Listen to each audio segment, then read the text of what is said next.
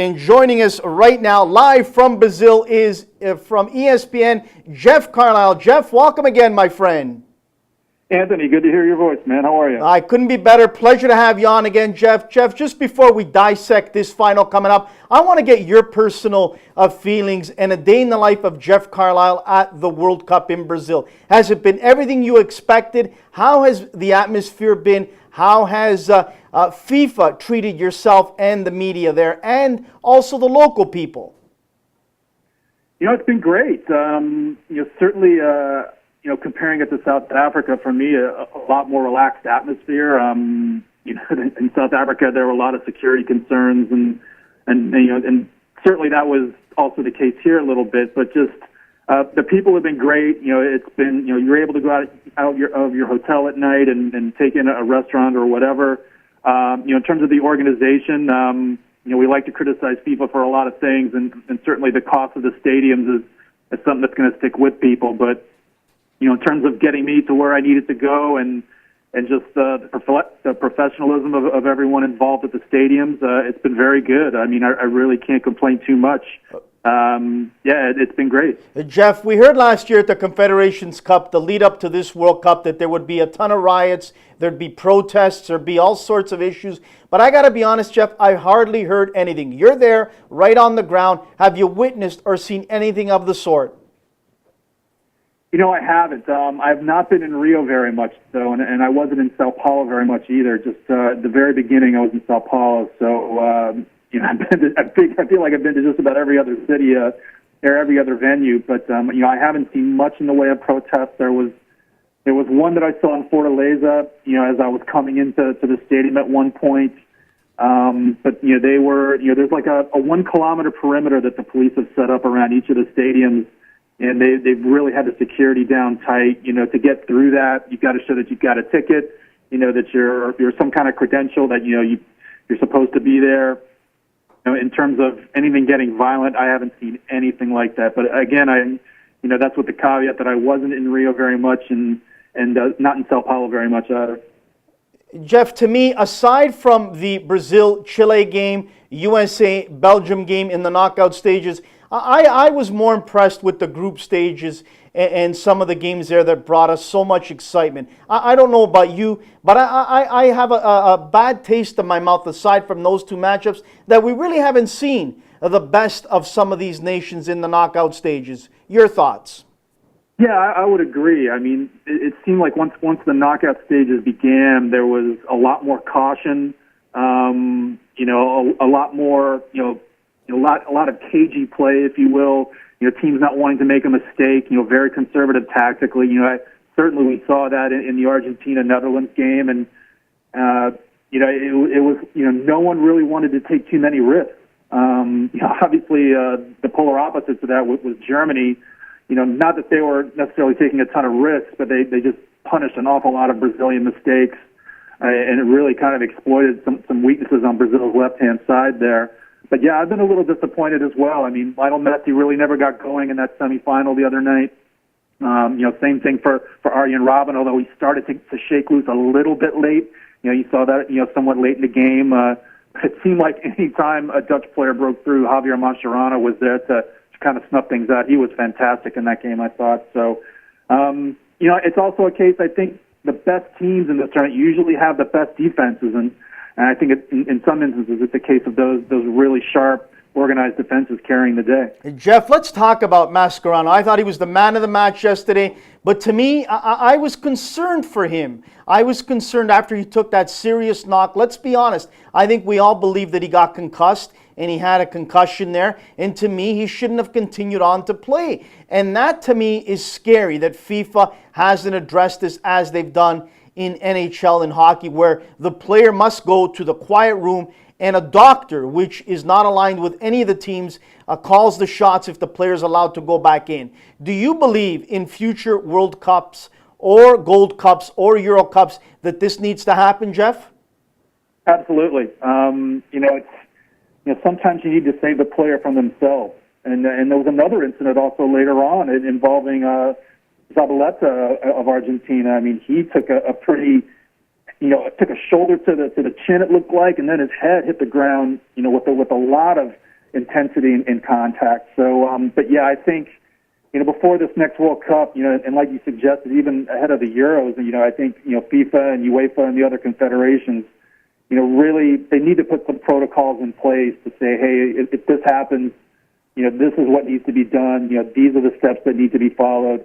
Certainly, U.S. soccer has shown some leadership in this in the past. I can remember last year, Jermaine Jones getting concussed in a World Cup qualifier, and there was a protocol in place that that he had to follow before they made sure he could come back onto the field. And I remember him missing that it was in that spate of 3 June qualifiers, and he missed the middle one because he got a concussion against I believe it was Jamaica. So some teams are a little bit ahead of this and are doing more to help players than others.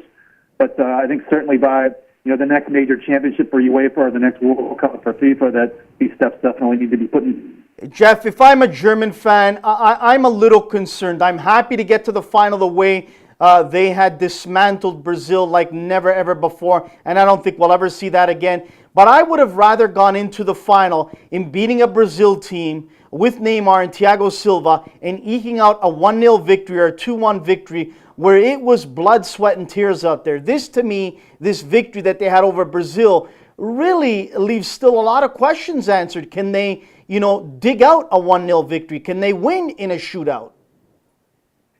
Yeah, I think so. I mean, we've seen some games earlier in the knockout rounds involving Germany where, it was tense. Certainly Algeria took them to extra time. That was a struggle. The France game was by no means an artistic masterpiece. Excuse me. Did it out, kind of kept France at arm's length. So, and I love the attitude of the German players after that Brazil game. Toni Kroos, came into the press conference and he basically said, hey, we haven't won anything yet. We came here to be world champions. We're not world champions yet. We've got another game to play. And that was kind of a common refrain from. So, it was, I think Germany's mindset is just fine. I mean, I think they know that this was kind of a fluke result.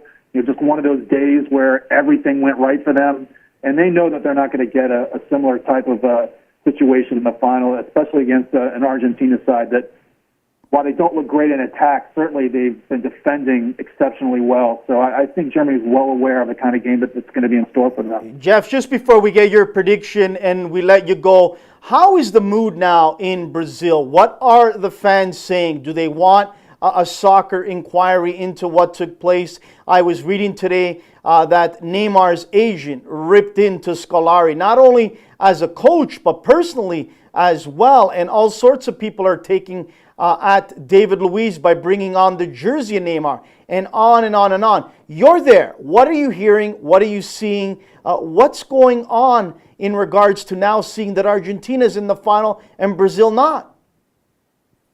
Well, I think this is every Brazilian nightmare come true. They were humiliated. I mean, there's really no other way to put it. And certainly there will be some hard questions asked.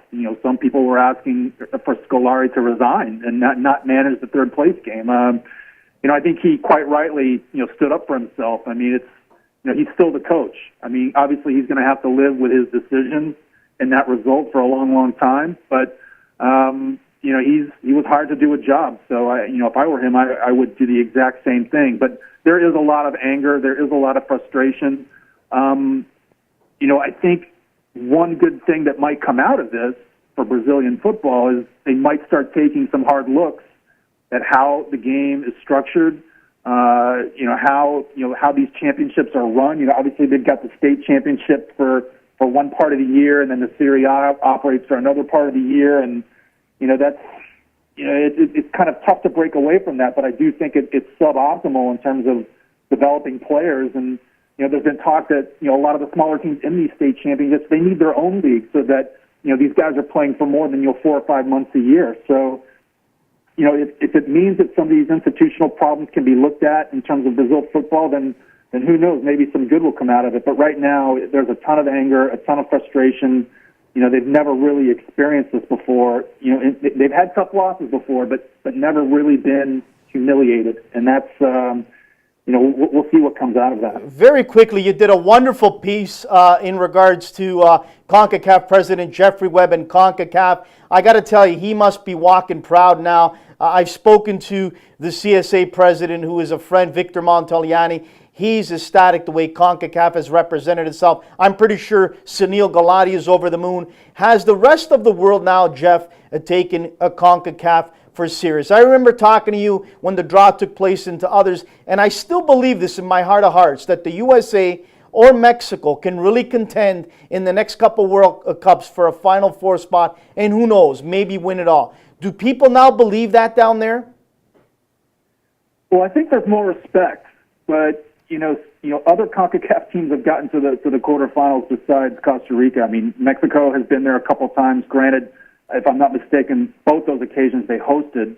Obviously, the U.S. made it there in 2002, but I think until a team can break through to that semifinal stage, that's when I think the respect will go way up. I mean, I think it's slowly but surely increasing. Certainly, Jeffrey Webb was rightly proud of the way CONCACAF performed in this World Cup. He's advocating for more World Cup spots. I'm not so sure that he's going to get it. We'll see what happens. But, for me, for that respect to really go up, I think it is going to have to require a team making it to the semifinal and really making a huge statement.